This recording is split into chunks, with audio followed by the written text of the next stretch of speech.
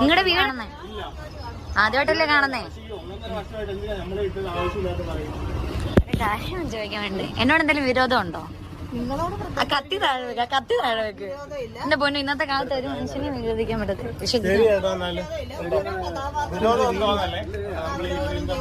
എന്ത് കഥയാ പറയാൻ?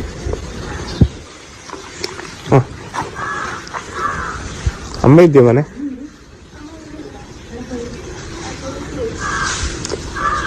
അറിയാമോ?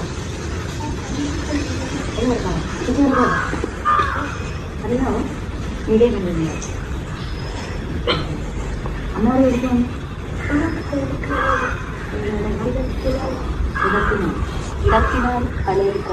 എടുത്തിനാൽ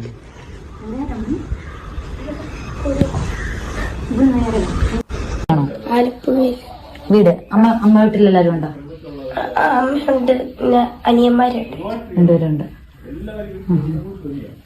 അച്ഛൻ പട്ടാളത്തില്. പേരെന്നാണ് അച്ഛനെ? സതീഷോ? രതീഷ്. പിന്നെ വേറെന്നാ? സതീർത്ത്. എത്രാം ക്ലാസ്സിലോ? 9-ലോ?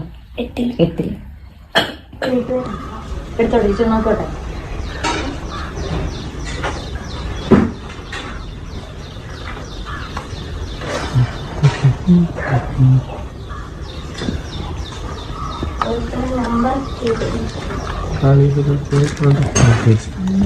കുളക്കടവോ സ്ഥലമാണ്.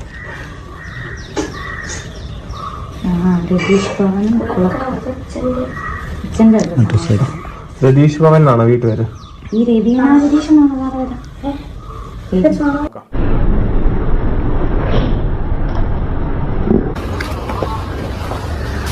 ചേച്ചി ഒരു അരി തന്നേ ചേച്ചി. ഒരു അരി.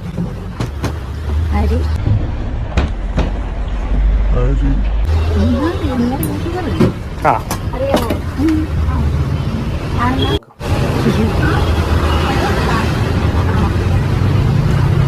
എന്ത് കാര്യമായിട്ട് വേണ്ടേ? സുരേഖ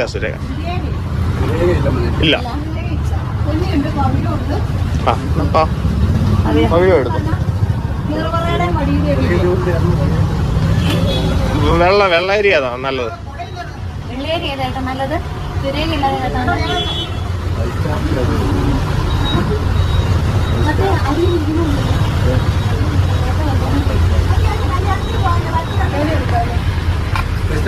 ആ മതി എടുത്തോ.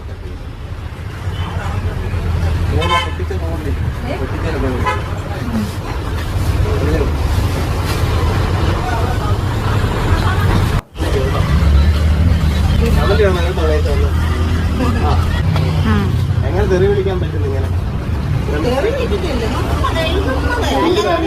ഇല്ലല്ലേ? ഇഷ്ടമുണ്ട്. ഉള്ള യൂട്യൂബിലെ പെണ്ണുങ്ങളെല്ലാം തെറി വിളിക്കുക. അവരെ ഏറ്റവും ഇഷ്ടമുള്ള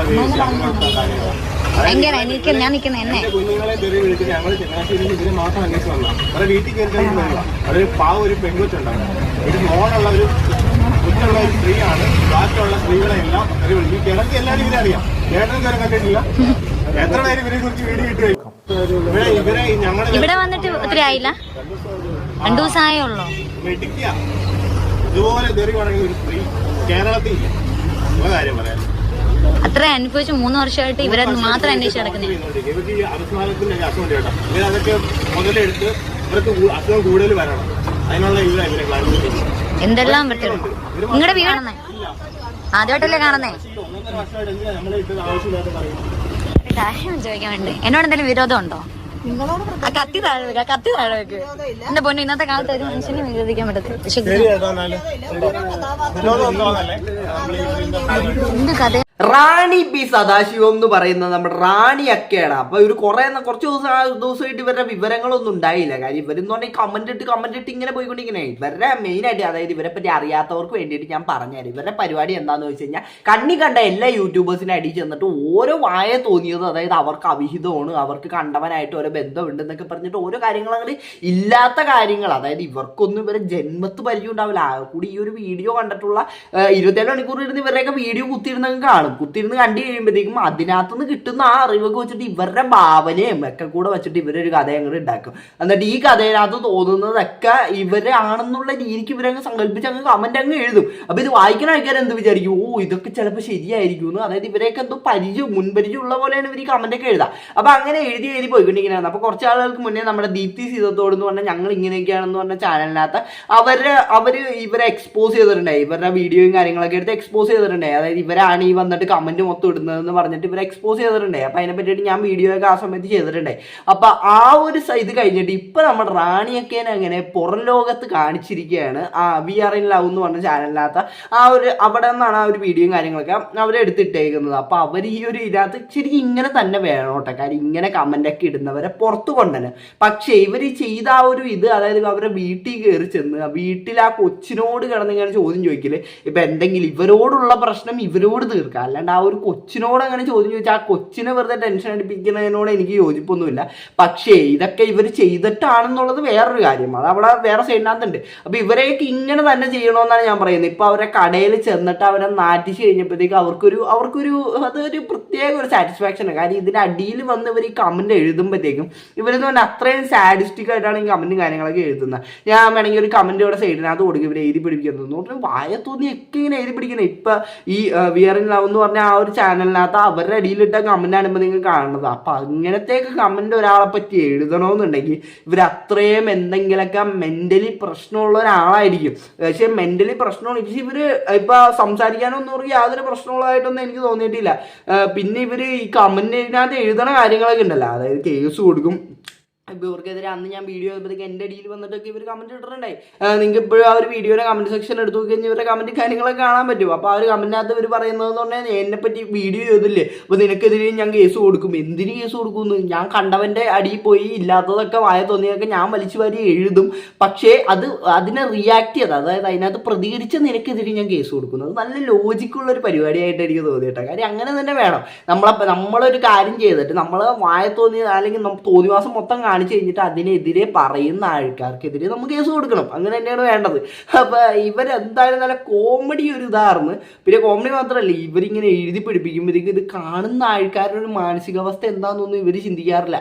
ഇവർക്ക് വായ തോന്നിയൊക്കെ ഇവരങ്ങനെ എഴുതി പിടിപ്പിക്കും. നമുക്ക് ഒരാളെ പറ്റി അഭിപ്രായം പറയാം, അത് അഭിപ്രായം പറയേണ്ട പോലെ പറയണം. അതിനെല്ലാത്തിനും ഒരു രീതിയും അതേപോലെ തന്നെ എല്ലാത്തിനും ഒരു രീതിയും കാര്യങ്ങളൊക്കെ ഉണ്ട്. അല്ലാണ്ട് നമ്മൾ തെറി വിളിക്കുക, അതേപോലെ തന്നെ ഇവർ എഴുതണതെന്ന് പറഞ്ഞാൽ പൊന്നു വായിച്ചു കഴിഞ്ഞാൽ നമ്മുടെ അന്നത്തെ ദിവസം പോകും. അമ്മാതിരി കാര്യങ്ങളൊക്കെയാണ് ഇവർ എഴുതി പിടിപ്പിക്കുക. അപ്പോൾ ഇവരെ കമന്റൊക്കെ ഞാൻ പിന്നെ കുത്തിയിരുന്നവരെ ഫുള്ളൊന്നും വായിച്ചൊന്നും നോക്കാറില്ല. പിന്നെ എനിക്ക് വേറെ പണിയുണ്ട്. ഇവരെ കമന്റൊക്കെ ഇരുന്ന് വായിച്ചിട്ട് ആ സ്റ്റാർട്ടിങ് കുറച്ചങ്ങ് വായിക്കുമ്പോൾ തന്നെ നമുക്ക് മനസ്സിലാവും ഇവരെന്താണ് ഉദ്ദേശിക്കുന്നത്, ഇവരെന്തൊക്കെയാണ്. അപ്പോൾ ഇവരെ പുറത്തു പോകുന്നത്. അതേപോലെ തന്നെ ഇഷ്ടം പോലെ ആൾക്കാർ ഇതേപോലെ വന്ന് കമന്റ് ഇടുന്നുണ്ട്. അപ്പോൾ അവരെല്ലാവരെയും ഒന്ന് പുറത്തു കൊണ്ടുവരാൻ പറ്റണയാണെങ്കിൽ അത് വലിയൊരു കാര്യമായിരിക്കും എന്നാണ് എനിക്ക് പറയാനുള്ളത്. അപ്പോൾ എന്താണ് ഇതിനെപ്പറ്റി നിങ്ങൾക്ക് പറയാനുള്ളത്? നീ വീഡിയോയുടെ കമന്റ് ഇടാം. അപ്പോൾ ഈ വീഡിയോ ഇത്രേ ഉള്ളൂ. അപ്പോൾ എന്താണ് നിങ്ങൾക്ക് ഈ റാണിയൊക്കേനെ പറ്റി നിങ്ങൾക്ക് പറയാനുള്ള എല്ലാം നിങ്ങളുടെ വീഡിയോയുടെ താഴെ കമന്റ് ആയിട്ട് ചിലപ്പോൾ റാണിയൊക്കെയുടെ ഒരു കമന്റും കൂടെ ഞാൻ പ്രതീക്ഷിക്കുന്നുണ്ട് ഇതിൻ്റെ താഴെ. അപ്പോൾ എന്താണ് ഇതിനെപ്പറ്റി നിങ്ങൾക്ക് പറയാനുള്ള എല്ലാം താഴെട്ടോ. അപ്പോൾ എല്ലാവർക്കും അടുത്തൊരു വീഡിയോ കാണുന്നതായിരിക്കും. ബിസി.